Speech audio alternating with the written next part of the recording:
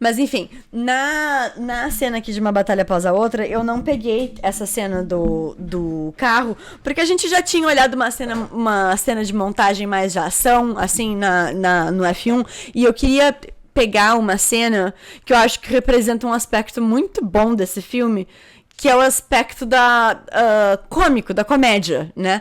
Porque comédia tem muito a ver com timing, tu fazer uma pessoa rir, tem muito a ver com o timing. E eu acho que, então, montagem de comédia, é uma montagem difícil, né? E isso vai na mesma linha do que se fala que o Oscar, ele muitas vezes não leva muito em consideração gêneros que não são dramáticos. E tudo bem que esse filme aqui, ele é engraçado, mas ele não deixa de ser, de certa forma, um drama, né? Mas esses filmes de gênero, como, por exemplo, comédia, mesmo que fosse uma comédia bem escrachada, cara, a montagem faz muita diferença por causa do timing. E a gente vai começar a falar disso aqui agora, o que torna um pouco... Vai tornando essa cena aqui tensa e cômica ao mesmo tempo, que eu acho que é uma das coisas mais interessantes que esse filme faz, né? Então eu peguei essa cena aqui, que é basicamente a cena que o Leonardo DiCaprio vai receber a ligação em que ele vai ficar sabendo que o personagem lá do Champagne voltou. Esqueci o nome dele agora. Ele vai falar logo mais na cena. Então tá, a gente começa a cena num planinho aberto. Ele tá aqui de boa, relaxando. Então aqui a gente começa... Qual é a moral do plano aberto aqui pra iniciar a cena? É mostrar o ambiente, né? Ele tá em casa, tá aqui em cima da mesa, tem um monte de bebida, ele tá fumando uma maconha... Ele tá olhando pra alguma coisa, então aí de novo, personagem, ponto de vista do personagem. Vocês viram que isso acontece sempre em absolutamente todas as cenas que a gente observa, né? Aí olha que legal. Esse aqui é um jeito legal. Aqui vai acontecer uma montagem paralela, né? Porque o que a montagem quer mostrar aqui? Que essas coisas estão acontecendo paralelamente. Enquanto ele tá em casa, despreocupado, fumando o baseado dele, a escola já tá... Os militares já estão aqui dentro da escola da filha dele tentando procurar a filha dele, que já não tá mais aqui, né? Ele só não sabe que ela já foi resgatada, né? Só que a gente mais uma vez aqui quebrou a expectativa do plano contra plano. Porque que nem lá no F1 tem aquela cena que vai pro Brad Pitt, aí vai pro ponto de vista da estrada. E em vez de voltar para um plano fechado do Brad Pitt, volta para um plano da roda do carro, aqui você faz a mesma coisa, né? A gente começa no plano aberto do Leonardo DiCaprio, aí vai para o plano fechado da televisão, e o que a gente imagina? Que a gente vai voltar para um plano do Leonardo DiCaprio mais fechado, mas não é isso que a gente vai. A gente vai para um contraplano dos militares aqui dentro da escola, né? Do you know Willa Ferguson? Aí estão todos perguntando aqui, vocês sabem quem é a Willa Ferguson?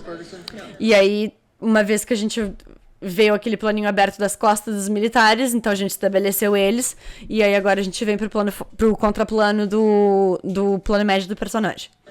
Do you know Willa Ferguson? E aí aqui a gente faz um corte para um outro plano médio, que é mais ou menos o espaço que eles ocupam no frame é mais ou menos parecido, ó. Tá vendo? O Leonardo DiCaprio, ele vai entrar mais ou menos... Ai, pera que eu fui no sentido contrário, né? Do you know Willa Ferguson? Do you know Willa Ferguson? É, ó, plano médio do personagem, o Leonardo DiCaprio, ele vai entrar mais ou menos no mesmo local, ó. Então é um plano é um corte que flui super bem. E a gente já estabeleceu os dois ambientes, né? Então agora a gente pode voltar pro Leonardo DiCaprio num plano fechado, porque a gente já sabe o ambiente que ele tá. Only then will we take on our real enemy. Ele tá relaxado, ele vai deitar, vai tocar o telefone. Eu adoro a direção do Paul Thomas Anderson aqui, como ele filmou essa cena. Porque ele vai... A gente tá eu adoro quando, tipo, num mesmo plano, a gente tem frames diferentes. Então, no mesmo plano, ele começa num profile, né? Enquanto aqui ele tá fumando. Aí ele vai deitar. Então a gente vai ver esse plano aqui em que vai estar o pé dele em primeiro plano. Ele vai estar mais distante, relaxando. A gente está escutando o telefone tocar desse lado da tela. E ele vai se aproximar de novo. Só que não é nem mais aquele profile, agora é um close-up, tá vendo? O profile começou, ele tava mais ou menos no meio do espaço em relação à câmera. Aí depois ele se deitou lá distantemente, e depois ele veio aqui pra frente pra atender o telefone. Então meio que tem 3 framings diferentes no mesmo plano. São baita trabalho de direção. Yeah. Bob, Who's this? we have trouble ahead, and the road isn't clear. Aqui começou a música, ó. É muito sutil, não sei se vocês estão conseguindo ouvir, porque óbvio, eu tô, como eu falei antes, pra live não cair, eu tô deixando o som das cenas bem baixinho. Mas aqui começou uma musiquinha bem leve quando ela fala isso, né? Por quê? Porque ela falou uma coisa e a emoção da cena vai mudar. Ele percebeu que, tipo, nossa, meu Deus, deu merda, né? Aí ele vai até se sentar. A gente tá no mesmo plano ainda. Vocês viram como não teve corte desde que a gente chegou nesse plano aqui? Só que a gente quase que não percebe isso, porque, como eu falei, o Paul Thomas Anderson dirige de um jeito que tem vários frames dentro de um mesmo plano. Who is this? Who is this? I need the greeting code, Bob. Oh, fuck. Well, I don't remember the fucking breeding code because I got a little bit high. And Ele não lembra do código porque ele tá fumando. I don't know. You're gonna have to think. Right. Ó, vendo, tem que pensar, tá. The sun. The sun. Aí aqui é que é interessante, ó. Daí tá, a gente tava esse tempo todo nesse plano mais fechado. E aí agora a gente veio pro plano aberto, né? Por quê? Porque o Leonardo DiCaprio aqui, como a gente pode ver na linguagem corporal dele, ele não tá 100% levando a sério. Porque ele não sabe ainda que tem a ver com a filha dele, né? Então, ele sabe que tem alguma coisa acontecendo, mas ele ainda não tem noção da gravidade do que tá acontecendo. Então ele tá tipo, tá, eu tenho que lembrar do código, porém ele não tá extremamente alarmado ainda, né? Então a gente volta pro plano aberto, com aquela ideia do que eu tava falando antes, de que geralmente um corte para um plano aberto permite que a audiência relaxe um pouco. Então aqui a gente ficou tenso junto com ele com a ligação, agora ele vai começar a pensar e, enfim, abrir um plano aberto. A gente relaxou um pouco. Think.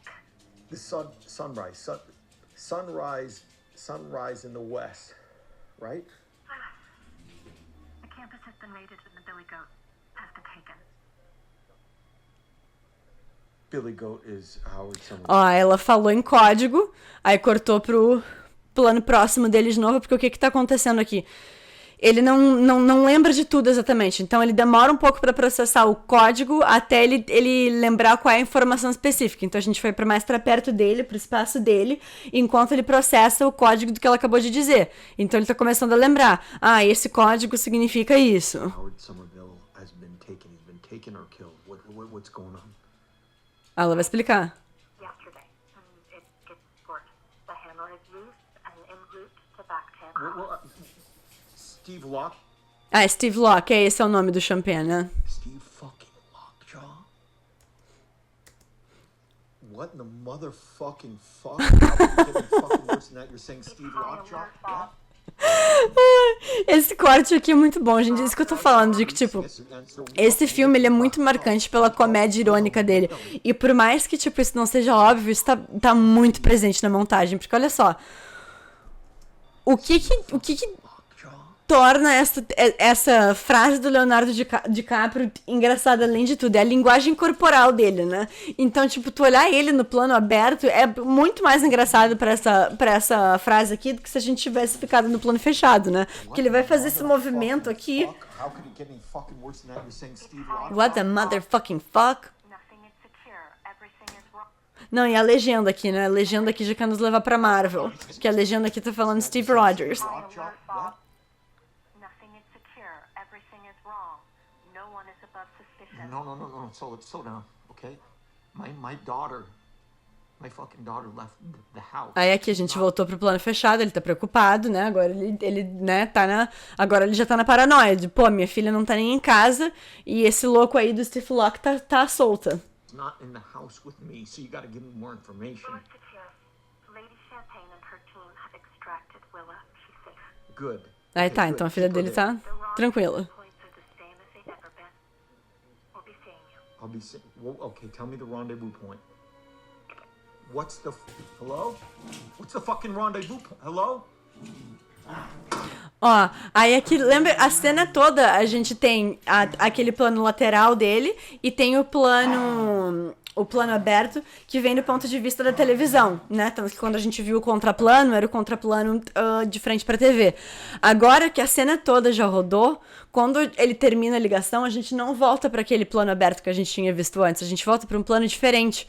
Por quê? Porque alguma coisa na dinâmica da cena mudou, né? Isso é uma relação da direção com a montagem, né? Da direção, porque, óbvio, essa escolha de planos foi feita pelo diretor, porém eu também sempre parto do princípio que geralmente, né, pelo menos na minha experiência, quando essas cenas são filmadas, elas geralmente são filmadas no... A cena toda é filmada em cada ângulo, né? Exatamente pra tu ter essa opção. E aí o montador faz essas opções de salvar um plano pra determinado momento ou outro pra causar uma reação específica. Então, quando tu segura um ângulo por muito tempo na cena e aí tu mostra ele depois que algo mudou, é como se tu estivesse mostrando que o ângulo da cena mudou, o ângulo da história mudou, algo mudou, a dinâmica mudou. Então, eu corte pra esse plano aqui nos dá exatamente esse tipo de sensação.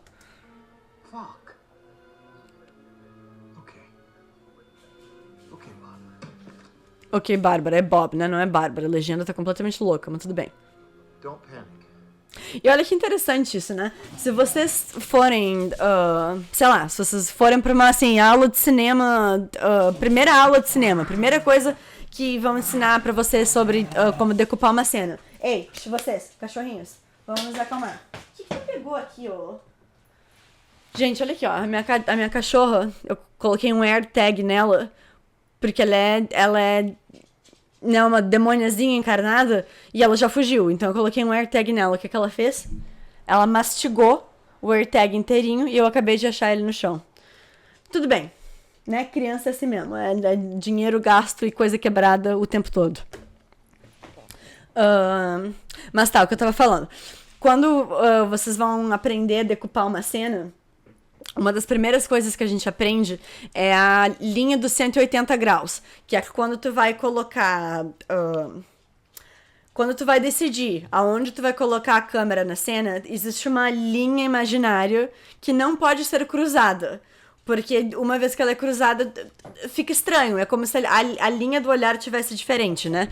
E aqui, exatamente isso que o Paul Thomas Anderson tá fazendo, só que ele tá fazendo com maestria, né? Ele tá indo de um lado ao outro. A gente tava completamente de um ângulo e aí a gente vai voltar lá para aquele outro plano, né? E a gente não teve nenhum plano intermediário para conectar esse ângulo da câmera com outro. A câmera veio daqui para cá, sem passar por né? A câmera fez todo um 180 aqui, que é idealmente a câmera fica sempre do mesmo lado dessa linha, né? Eu tô explicando com os dedos aqui, não sei se tá fazendo sentido para vocês. Ei, chega vocês aí, vem cá. Vem cá, pelo menos alguém vem pro meu colo, pra vocês se acalmarem um pouquinho. Vamos continuar assistindo a cena aqui, ó, sua raposinha barulhenta. Don't fucking panic, Bob. Aí aqui ele tá nesse plano profile aqui. Não entre em pânico, mantenha calma. É ótimo que ele fala, não entre em pânico, né?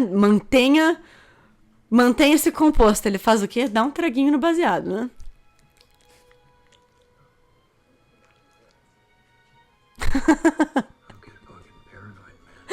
Ai, gente, esse filme é muito bom.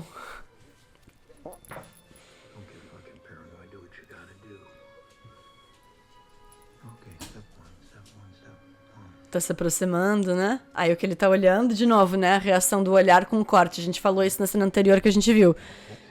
O olho dele tá aqui em algum lugar, o olhar dele tá mudando, ele olha pra alguma coisa. E aí a gente olha por que ele tá olhando, né?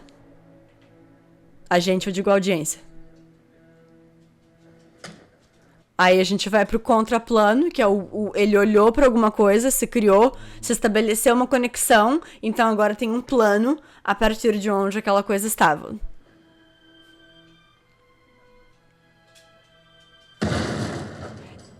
E aí aqui, enfim, aqui já vai terminar a cena, né?